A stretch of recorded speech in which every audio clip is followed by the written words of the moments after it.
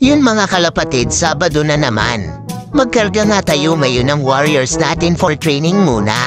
Hindi na nga muna natin isama itong si Checkered, nagbawas kasi siya ng bagwis. Kaya itong si Boy 2K muna ang isasalan natin sa training.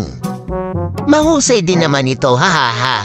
At ayan nga ang pakpak niya. Okay pa naman. Goods pa naman ang kanyang pakpak. May isang pirasong puti nga yan sa pakpak.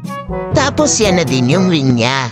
Red and blue. Kung sakali lang naman na bumisita sa inyo. Pero tiwala naman tayo kay Boy 2K na makauwi ito.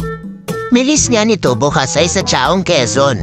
Nung huling training nito ay sa Alaminos, Laguna. Nung last Saturday, hindi nga tayo nakapag-load.